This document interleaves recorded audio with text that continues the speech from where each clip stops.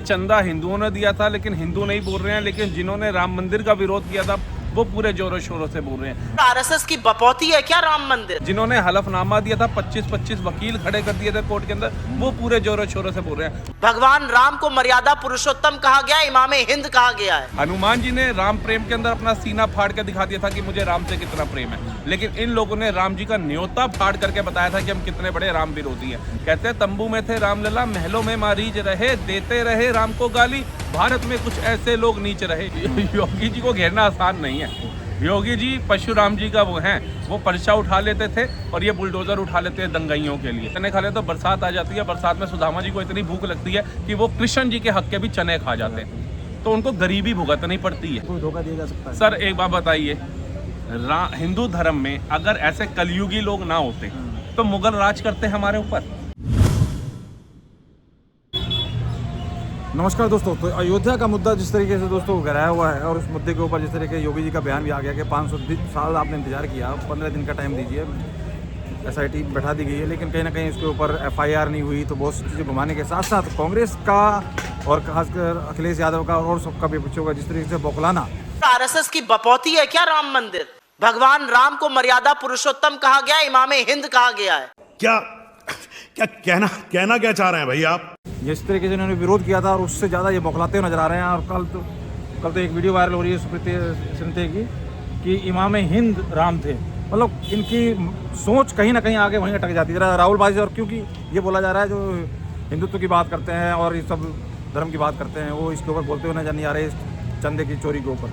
तो राहुल भाई लगातार लोग बोल रहे हैं, और भी राहुल भाई से आज मुलाकात हुई, इनसे भी जरा इसके ऊपर टिप्पणी ले लेते हैं किस तरीके से कैसे वो देख रहे हैं। भाई राहुल, जरा इनके जवाब दीजिए, कह रहे हैं जो हिंदूवादी हैं ये सब बोल नहीं रहे हैं, बसते कर रहे हैं। देखिए, चंदा हिंदुओं ने दिया था, लेकिन हिंदू नहीं बोल रहे हैं, लेकिन जिन्होंने राम मंदिर का विरोध किया था वो पूरे जोरों शोरों से बोल रहे हैं। जिन्होंने राम मंदिर नहीं बनने दिया था वो जोरों शोरों से बोल रहे हैं। जिन्होंने हलफनामा दिया था, 25-25 वकील खड़े कर दिए थे कोर्ट के अंदर, वो पूरे जोरों शोरों से बोल रहे हैं। और तो एक की तो नानी नहीं मना कर दिया था कि किसी की मस्जिद तोड़ के राम का मंदिर नहीं बनना चाहिए, वो भी जोरों शोरों से बोल रहे हैं। और अचानक जो है ये सारे राम भक्त बन गए हैं, हनुमान भक्त बन गए हैं। हनुमान जी ने राम प्रेम के अंदर अपना सीना फाड़ के दिखा दिया था कि मुझे राम से कितना प्रेम है, लेकिन इन लोगों ने राम जी का न्योता फाड़ करके बताया था कि हम कितने बड़े राम विरोधी हैं। तो आज सिर्फ 2027 यूपी के चुनावों को देखते हुए ये लोग आज बता रहे हैं हमसे बड़ा राम भक्त कोई नहीं है। गिन गिन करके इन्होंने राम भक्तों को गोलियां मारी थी, वो दौर किसी से छुपा नहीं है। कैसे कैसे घरों में घुस के कोठारी बंधुओं को मारा गया था, वो दौर किसी से छुपा नहीं है। उनके परिवार वालों से ये आज तक नहीं मिले, जा करके सिंपत्ति नहीं दी कि उस समय स्टेट के हालात खराब थे, कुछ भी बोलते नहीं बोला। उनको सम्मान दिया मोदी सरकार ने। जब राम मंदिर का शिलान्यास हुआ तब जाकर के उनकी बहन को वहाँ पर बुलाया गया, क्योंकि उनके पिता और जो भाई थे वो तो रहे नहीं थे, तो बहन उनकी वहाँ पर गई। तो सोचिए उस बहन की आंखों में आंसू थे। जो लोग अपने परिवार वालों को गवा दिए उनकी आंखों में आंसू थे, इन लोगों की आंखों में आंसू नहीं थे। इन लोगों के तो आज भी जो फॉलोवर समर्थक है वो कहते हैं कि राम मंदिर ढाएंगे और बाबरी बनाएंगे जब हमारी सरकार आएगी। तो आप सोचिए कि इनके समर्थकों को इनके ऊपर कितना विश्वास है कि जिन लोगों ने आज़ादी के, मैं पहले की बात नहीं करता क्योंकि मुगलों का दौर रहा, अंग्रेजों का दौर रहा, लेकिन आज़ादी के बाद तो राम मंदिर 1 मिनट का काम था, क्योंकि मुस्लिम लीग ने तो पाकिस्तान मांग लिया था। भारत में सबसे ज़्यादा आबादी के हिंदू थे, तो उनके लिए राम मंदिर बनाना 2 मिनट का काम था पंडित जवाहरलाल नेहरू के लिए। लेकिन उन्होंने अपनी पीढ़ी का सोचा, आगे का सोचा। जैसे आज हम अपनी सेविंग करते हैं ना कि कल को बुरा वक्त आ जाए तो वो पैसा हमारे काम आए, तो इन्होंने सोचा कि कल को सत्ता किस तरीके की तरफ मोड़ ले जाएगी, तो हमारे घर में पैदा होने वाला बच्चा प्रधानमंत्री कैसे बन पाएगा। तो इन्होंने वो षड्यंत्र के चलते राम मंदिर विवाद को विवाद बनाए रखा। लाखों हिंदुओं की हत्याएं करी इन लोगों ने, और हाथ पे हाथ रख करके सेंटर में भी बैठे गए और राज्यों में भी बैठे रहे, और आज ये राम भक्त बन रहे हैं। कहते हैं तंबू में थे राम लला, महलों में मारीज रहे। मारीज को नहीं, नेता महलों में बैठ करके राम को गाली देते थे। कहते हैं तंबू में थे राम लला, महलों में मारीज रहे, देते रहे राम को गाली, भारत में कुछ ऐसे लोग नीच रहे। आज राम भक्त सब जीते हैं, राम द्रोही सब आ रहे, तब जाके कहते हैं राम तुम्हारे नहीं, राम हमारे हैं। आज सारे राम भक्त बन गए। जनता जानती है कि रावण के भेष में साधु आ रहा है माता सीता को हरण करने के लिए, और वैसे ही ये कलयुगी रावण है जो साधु का भेष बना करके राम भक्त बन के आ रहे हैं। जनता इन पे विश्वास नहीं करेगी, क्योंकि कहते हैं छाछ का जला, दूध का जला छाछ भी फूक फूक के पीता है। क्या लग क्या रहा है, ये बेचैनी राम की भक्ति ज़्यादा है, लोगों में आस्था ज़्यादा है, वो कम हो उस चीज़ की बेचैनी है, या कहीं ना कहीं इनको लग रहा है कि वो ये सब चीज़ों से मतलब धर्म सर हिंदुओं ने सोच लिया कि जैसे इनके वोटर्स है ना जिनके खिलाफ ये कुछ बोलते नहीं है, वो जब धर्म के खिलाफ नहीं जा करके वोट करते तो हिंदू आलू प्याज टमाटर के लिए कब तक वोट करता रहेगा? उसे भी अपने धर्म के लिए एक होना पड़ेगा। और जब इन्होंने देखा बिहार चुनाव का रिजल्ट और जब इन्होंने देखा ममता बनर्जी की हार, तो इनको समझ आ गया कि हिंदू एक हो चुका है। ना वो जातियों में बट रहा है, ना वो धर्मों में बट रहा है, ना ऊंच नीच में बट रहा है, ना छुआछूत में बट रहा है। तो इससे अच्छा यही है कि राम भक्त बन जाओ और इनको बताओ कि चंदा चोरी हो गया, क्योंकि इनको चंदा चोरी से कोई मतलब नहीं। जिन्होंने 10 पैसे दान ना किए वो चंदा चोरी के ऊपर राजनीति कर रहे हैं। तो जनता यहाँ की समझदार है, गेहूँ खाती है, तुम्हारी तरह जो है वो लाल चावल नहीं खाती जो अमेरिका से आता था। तो कहीं ना कहीं वैसे कहा जा रहा है क्या पक्ष क्या विपक्ष, योगी जी को घेरने की चार्जेस हो रही है, कह रहे हैं गुजरात मॉडल कुछ ना कुछ योगी जी को चाह रहा है कि खींचा सर जाए। योगी जी को घेरना आसान नहीं है। योगी जी परशुराम जी का वो हैं, वो पर्चा उठा लेते थे और ये बुलडोजर उठा लेते हैं दंगाइयों के लिए। तो इनकी यही है कि वो मठ में बैठे हैं तो संत की प्रतिभा निभा रहे हैं, वो राज्य के मुख्यमंत्री बतौर राज्य के मुख्यमंत्री प्रतिभा दे रहे हैं, वो एक बेटे के नाम पे भी प्रतिभा निभा रहे हैं अपनी, और एक भाई के नाम पे भी प्रतिभा निभा रहे हैं। वो हर रोल के अंदर 100% अपनी जो कहते हैं अभिनेता के तौर पे जो अदा होती है वो निभा रहे हैं। तो इनको वो हजम नहीं हो रही कि योगी आदित्यनाथ मुसलमानों का भी दिल जीत रहा है, जो दंगा नहीं कर रहे, जो कलाम को मानते हैं, जो कसाब को मानते हैं, उनके फट्टे बज रहे हैं। वो कल भी मोदी योगी से नाराज थे, आज भी हैं। लेकिन जो कलाम की सोच वाले हैं, वीर अब्दुल की हमीद सोच वाले हैं, वो मोदी और योगी के साथ चल रहे हैं। और इनकी जो हलक है वो अटक गई है कि ममता जब हार सकती है 48% मुस्लिम वोट होने के बाद में, तो इनकी तो कोई औकात ही नहीं है। तो जो चंदा चोरी वाले या ये दान बचना जो हेरा फेरी वाली बात अब आई है, उससे पहले भी अयोध्या में देखा रिजल्ट कैसा रहा बीजेपी के लिए? सर तो मैं क्या लग रहा है इससे कुछ फर्क? सर देखो, त्रेता युग के अंदर ना सुदामा जी नहीं बचे थे। जब मैया ने चने दिए थे ना कि तुम जा रहे हो और चने खा रहे हो, तो बरसात आ जाती है। बरसात में सुदामा जी को इतनी भूख लगती है कि वो कृष्ण जी के हक के भी चने खा जाते हैं। तो उनको गरीबी भुगतनी पड़ती है कृष्ण जैसे परम मित्र होने के बाद भी। ठीक है, तो जो कर्म है वो आपको यहीं भुगतने पड़ेंगे। अगर राम मंदिर में इन लोगों ने चंदा चोरी किया जिन पे भारत के लोगों ने विश्वास किया था, प्रधानमंत्री छोड़ दीजिए, जब प्रधानमंत्री ने ये टीम गठित करी तो लोगों ने भी विश्वास किया। अगर इन लोगों ने भगवान के घर पे चोरी करी है तो इनको कर्म अनुसार भी और संविधान अनुसार भी सजा मिलेगी।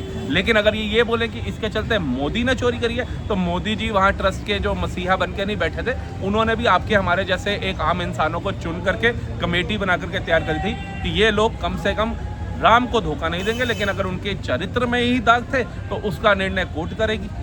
तो कहीं ना कहीं एक चीज़ समझ में आती है, अभी भागवत का भी, मोहन भागवत का भी वायरल किया जा रहा है, राम को महान बताने के लिए इमाम में हिंद बोलना पड़ रहा है। क्या देखिए, इसके ऊपर तो सबसे पहले मुसलमानों को आकर के टिप्पणी करना चाहिए, मौलानाओं को आकर के टिप्पणी करना चाहिए, क्योंकि जो राम के नाम से विवाद कर दिए इतने साल बाबरी मस्जिद को लेकर के, जो जय श्री राम बोलने पे झगड़ा हो जाता है, दंगा हो जाता है, ये उस राम का जो है जो कंपेयर करके दिखा रहे हैं कि इस चीज़ से, तो ये तो होना ही नहीं चाहिए। तो आप क्या दोबारा से चाह रहे हैं कि कोई फिर इस चीज़ के नाम को लेकर के टिप्पणी करे? टिप्पणी करने के बाद हिंदू मुसलमान राइट शुरू हो जाए, क्योंकि 2014 के बाद से हिंदू मुसलमान राइट्स नहीं हो रहे। 1000 से ज़्यादा दंगे तो यूपी में ही हो गए थे, लेकिन आज वो देखने को नहीं मिल रहे। तो ये चाह रहे हैं कि हम कुछ ऐसी टिप्पणी करें और उसके बाद मुसलमान अलग अपनी बाइट दे, हिंदू अपने तरीके से बोले और ये जो शांति है ये भंग हो जाए। तो कहीं ना कहीं ये टिप्पणी करके और इस तरीके से चीज़ें करके ये मतलब राम को नीचा मतलब इसमें दिखाने का प्रयास है, या मोदी सरकार को नीचा दिखाने का प्रयास है? क्या मतलब क्या रहा है? देखिए, राम को तो आजीवन एक मिनट और एक चीज़ ये भी कहें, मतलब बात है चर्चा में कि सबसे पहले इन्हीं ही विरोधियों को ही क्यों पता चलता है कि हेरा फेरी हुई है? सर ये उल्लू हैं, ये रात को जागते हैं, इनको दिन में दिखाई नहीं देता। और जिन जगह पे विकास होता है, जिन जगह पे आज राम मंदिर बना, जब राम मंदिर बन रहा था तो यही लोग कमियां निकाल रहे थे, क्योंकि अगर उल्लू को दिन में दिखाई नहीं देता तो सूरज को थोड़ी ना दोष दोगे। आज भारत कितनी तीव्रता से भाग रहा है, ये पूरे भारत नहीं विदेश भी देख रहा है। तभी तो आज मोदी इज़ा बोस गूंज रहा है। आज से पहले नेहरू इज़ा बोस सुना था, इंदिरा इज़ा बोस सुना था, राजीव इज़ा बोस सुना था, मनमोहन सिंह इज़ा बोस सुना था, नहीं सुना था। लेकिन आज मोदी इज़ा बोस सुन रहा है, क्योंकि भारत आज सांप सपेरों के देश की गिनती में नहीं आ रहा। आज भारत बढ़ती इकोनॉमी वाली गिनती के अंदर आ रहा है ऑल ओवर वर्ल्ड के अंदर। तो वो इनको हजम नहीं हो रहा, और ऐसी चीज़ें जो है ये बताना अपने तरीके से नहीं बताएंगे, क्योंकि कल 186 रुपये कम हो गया सिलेंडर का मसला पे, इन्होंने वो जनता को नहीं बताया। लेकिन जब 86 पैसे भी बढ़ता था तो छातियाँ ठोक ठोक के बताते थे। आज 90 पैसे रुपया जो है वो मजबूत हो गया, डॉलर कमज़ोर हो गया, तो ये जनता को वो भी नहीं बता रहे कि आज 90 पैसे जो है रुपया मजबूत हो गया। क्योंकि इनकी कुर्सी कैसे मिलेगी? इनको ना राम से मतलब है ना शाम से मतलब है। अगर इतनी चिंता है आपको राम की, तो शाम के मंदिर की घोषणा कर दीजिए अखिलेश यादव जी, जाइए कह दीजिए कि हमारी सरकार आएगी तो हम श्री कृष्ण जन्मभूमि का शिलान्यास हम करके दिखाएंगे, हम बताएंगे कि मंदिर कैसे बनता है, हम दिखाएंगे कि मंदिर कमेटी में कैसे अधिकारी लगाए जाते हैं जो भ्रष्टाचार नहीं करते। तो जो खुद सफाई के डाल में 300-300 करोड़ रुपये राज्य का उड़ा रहे थे, वो बता रहे हैं चोरी हो गई। तो कुल मिला के जो कह रहे हैं कि जी भाई हिंदूवादी या हिंदू की बात करने वाले या धर्म की बात करने वाले बसते फिर रहे हैं इस चोरी। सर हनुमान जी को बताने की आवश्यकता नहीं है कि उनको राम से कितना प्रेम है, तो इन विपक्षियों को बताने की जरूरत नहीं है कि मोदी योगी हिंदुत्व के लिए क्या है क्या नहीं है। तो इनकी तुलना ये अपने ही समर्थकों के बीच में करें तो ज़्यादा अच्छा है। हिंदुत्व के ऊपर ज़्यादा जोर ना दे, क्योंकि हिंदू समझदार हो चुका है। हिंदू ने बंटना बंद कर दिया है, हिंदू ने कटना बंद कर दिया है। तुम्हारी सत्ता जो जा रही है, जैसे ममता गई, अब केजरीवाल दिल्ली से गया, शरद पवार गया, उद्धव ठाकरे गया, लालू प्रसाद यादव चला गया, ये सारे जैसे सत्ता से बाहर हो गए, ऐसे ही अखिलेश यादव आज यूपी की सत्ता से बाहर होने जा रहा है और कांग्रेस विलुप्त होने जा रही है। जैसे डायनासोर गायब हो गए दुनिया से, वैसे ही अब ये विपक्ष खत्म हो जाएगा। दूरबीन लेकर के भी आप देखेंगे तो नहीं मिलेगा, क्योंकि योगी इससे कुछ योगी जी को नहीं सर, रेत के निकाल लाएगी, दूध पानी करा देंगे सर, समुंदर से चलेगा। बुलडोजर तो चलना चाहिए। मैं तो चाहता हूं कि ऐसे लोगों में बुलडोजर चलना चाहिए, इनकी संपत्तियां भी जब्त होनी चाहिए, ताकि अगला जो अधिकारी वहां पे आएगा कमेटी का, उसके मन में एक डर हो कि अगर मैंने राम के घर में चोरी करी ना तो मेरा भविष्य क्या होगा। वो कर्म अनुसार भी और संविधान अनुसार भी एक मैसेज जाना चाहिए। मैं तो यही ऐसे लोग क्या कहोगे जो सोच रहे हैं राम को भी धोखा दिया जा सकता है। सर एक बात बताइए, हिंदू धर्म में अगर ऐसे कलयुगी लोग ना होते तो मुगल राज करते हमारे ऊपर, अंग्रेज राज कर जाते हमारे ऊपर। 60 साल तक हिंदुओं को गाली देने वाली सरकार, राम को कटघरे में करने वाली सरकार राज कर जाती। अगर हिंदू दोगला नहीं होता, हिंदू आटा प्याज टमाटर में बिकने वाला नहीं होता, हिंदू ने जब बटा तब कटा, चाहे मंगोलिया काल देख लो, मुगल काल देख लो, अंग्रेजों का काल देख लो, या 60 साल वाली सरकार का काल देख लो। आज हिंदू गर्व से अपनी ये बात रख पा रहा है, आज हिंदू गर्व से जय श्री राम का घोष लगा पा रहा है, आज हिंदू अपने गर्व से परिवार के साथ जा पा रहा है। आज जाकर के देख लो हिंदू बोलने लायक तो हुआ। आप बताइए, आज से पहले हिंदू तो भारत में आजीवन था, आदि नाम था हिंदू का, तो